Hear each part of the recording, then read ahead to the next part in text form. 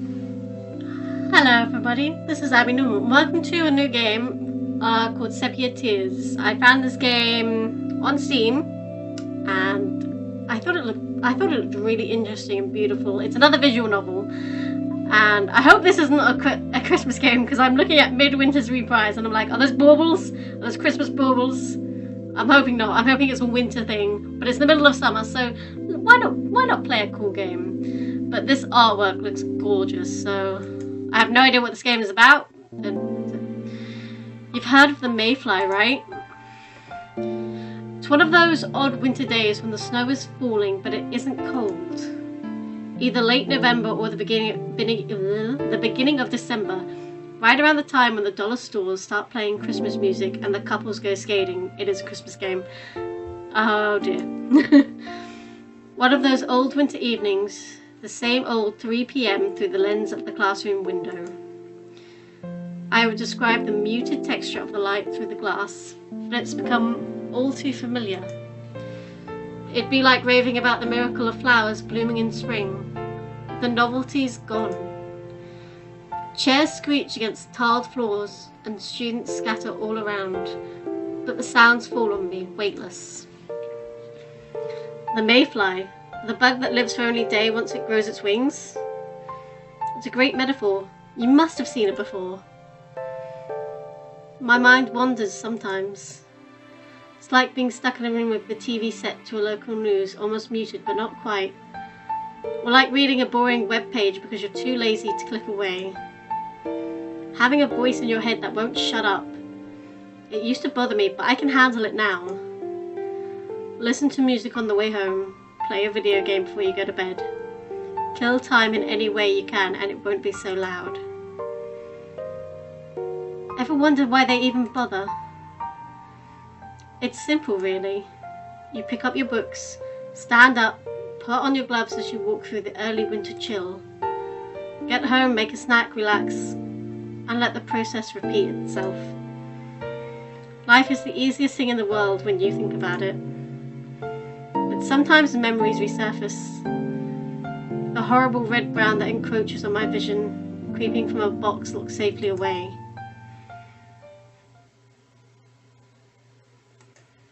Oh, it's cold.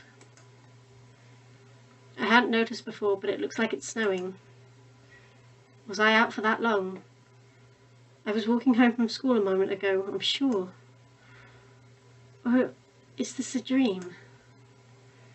That would make sense, but then why am I wearing my school uniform? And why is my wallet in my pocket? Well, that doesn't prove anything, but might as well roll with it. Ooh. It's seriously pitch black here. I can make out snowflakes just fine, but nothing seems to be lighting them. I'd better stop moving before I freeze to death. Ah! That light, it's... Oh.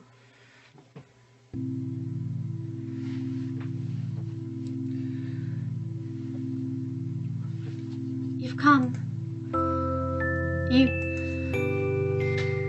Thank you for coming to see me. It's lonely here, you know. Lonely. Yeah, I can't deny that. It's a peaceful prison trapped in the darkness under the soft snowfall, but it's a prison. What's the matter? Aren't you glad to see me? Oh, she looks familiar, I'm sure of it. The memory teases me like a vivid lucid dream, but I can't grab hold of it. It's been such a long time. I thought you would have been ecstatic. I open my mouth, but the words are lost. The more I search for the memory, the more her eyes bewitch me. As snowflakes land on the girl's hair, I force the first words out of my mouth. Who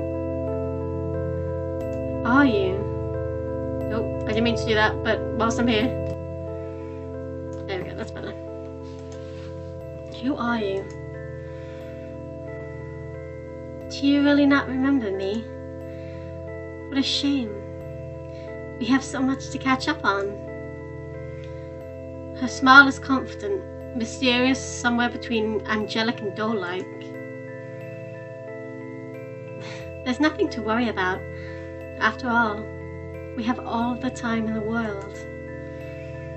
So then who are you? Oh. She looks me in the eye and my heart stops. I'm the person you wish you never met.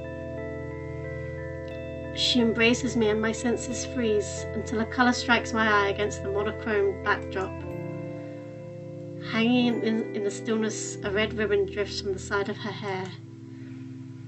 And on the inside of that ribbon, something is written. Nope, can't make it out.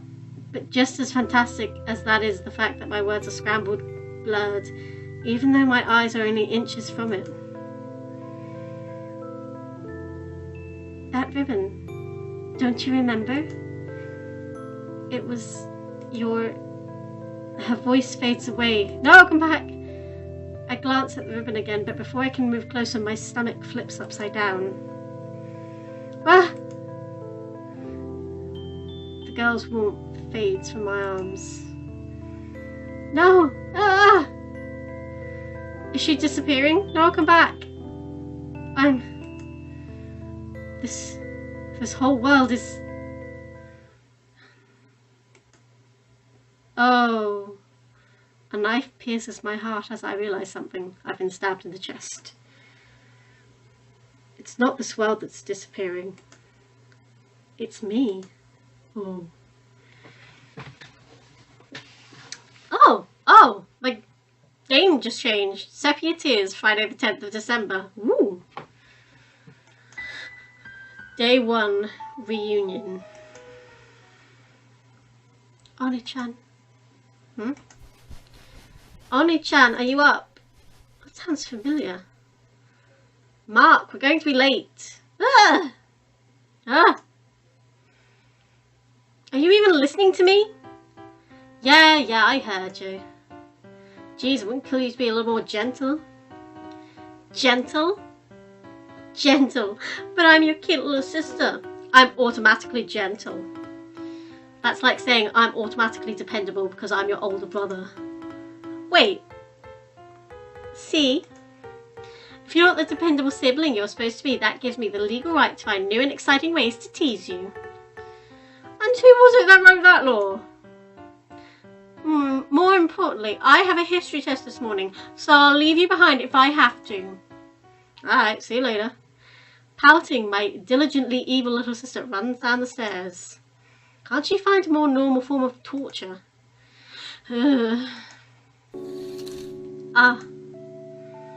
It's bright out. Pleasantly bright. I can get lost just looking at the pale blue sky, although I fear the cold that accompanies it. See, this is why I hate winter. Nature has no mercy for the northern hemisphere. Actually, does that make a difference? Technically, every country has to be part of a hemisphere, so there must be warm regions in the northern hemisphere. And even so, Mark, I've been working on my Hokkata Shinken and I'm coming. The last time she tried this, oh, I shudder to think of it. Oh. I'm pretty sure I know who my next practice subject will be if you make me fail my test. Isn't it usually practice partner, not practice subject? Ugh. So that's my sister, Rena. Since she started at my school, life has been hell. Well, maybe that's an exaggeration. She's a nice girl and all. She takes care of me, makes me lunch, forces me to buy her stuff. See what I mean? I'm out of compliments already, and that threat certainly wasn't the first. Ow! Stupid razor. Dad was supposed to show me how to use this thing. Anyway, Rena's a strange girl, to put it nicely. She always rattles on about those crazy robot wars and melodramatic love stories that she watches, trying to find new and exciting ways to pull me into her world. I haven't figured out why she calls me Oni-chan yet, though. Isn't it ironic? Ironically unironic? Ironic because she thinks I'll think it subtly ironically unironic? I don't know. I can only conclude that it's out my My boob. I'm sorry, that wasn't in game. I knocked myself and I was like, ow, my boob. You can't punch me, I don't have boobs. Ow, my boob. Anyway, I can only conclude that it's part of some devious scheme that I have yet to catch wind of. The tip of the iceberg, so to speak, if the iceberg were a blood-related little sister. But as much as I'd like to criticise her, I can't complain. She still does better than me at school. Alright, I'm almost done. Oh, and she also does a better job of cooking and budgeting than me. And she never sleeps in, and the only time she's late for class is when I hold her back. Now do you see why my life with her is hell? Okay. Good morning. Did you sleep well? I slept perfectly fine until I was awoken by a certain someone.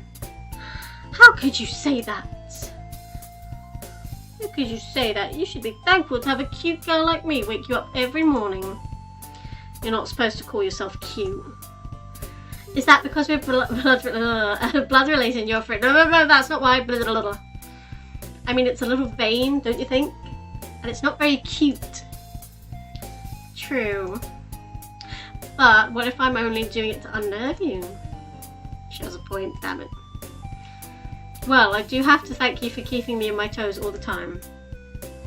You're like my mother is what I want to say, but I imagine her twitching smile and my life flashes before my eyes. So Rin, do you have a test this morning? Yep, I did a quick review with my friends yesterday, so you don't need to worry about it. I wasn't worried. Ah, is that your way of hiding affection? What, was that even remotely implied? I'm sure you'll pass the test. I just want to make sure you don't forget anything and end up failing for some stupid reason.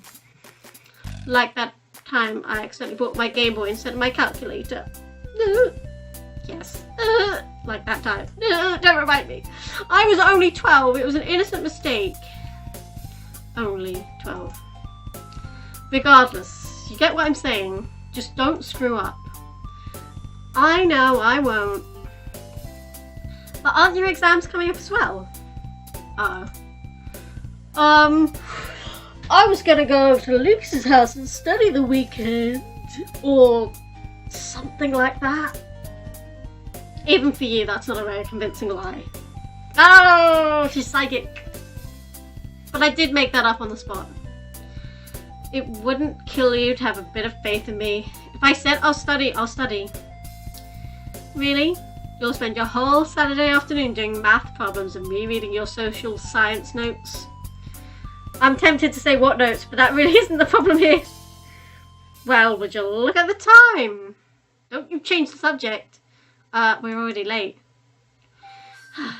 Well then, we'll have to continue at lunch. Right, Oni-chan? That smile is so much more endearing before you get to know her. Made it. I leap past the front door as the clock strikes 8 o'clock, inhaling a long flow of December air. Ah, so cute. Not bad, Mark. Not bad at all. You taking so long with your bag that I thought I'd really have to put the gloves on. Oh. I thought you were going to leave me if I took too long. I was only kidding. Leaving my only brother alone to walk to school on such a cold, cold day. I couldn't. And yet you can practice your anime fighting techniques on me. Well, when you look at it that way. But you know, mastery of the martial arts can be extremely important.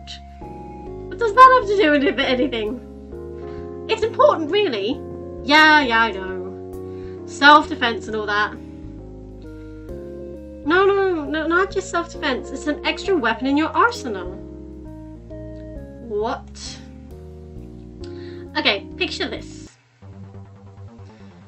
Imagine that you're fighting against an enemy who already knows your techniques. I love this already. Why would I be doing that? Because the person challenged you? Because he kidnapped the princess? Use your imagination. But what if the princess is another kid? Then you'll just have to go look for her. Ouch. Anyway, let's say you end up in combat with someone who knows that you're good with long-range weapons like a crossbow. They already know your weaknesses. All you have to do is dash forward and fight at closer range. The archer won't be able to react fast enough and the attacker will have the advantage. But what if you're using a mid-range weapon like a lance? A lance? That's easy. A well-trained warrior would be proficient with both bows and axes. And everyone knows that the axe beats the lance, does it? True, but then couldn't you just learn magic and attack from a distance? Yes, but what if your enemy knows that you're a magician? A skilled axe wielder would eliminate you with a single strike, no critical necessary. Every magician needs an ace up his sleeve. And what ace? And that ace is the martial arts? Well, that's one option. You see, magicians draw their power internally, not externally. Magic, unlike sorcery, flows through a natural internal circuit before it can be used in the form of a spell. The use of these circuits can drain much of an amateur's magical energy, resulting in the weakening of the magus's combat ability. In this scenario, even a trained magus would... Sorry, I broke off because I laughed. Even a trained magus would be susceptible to the attacks of an ordinary human, more so if said human is skilled in hand-to-hand combat.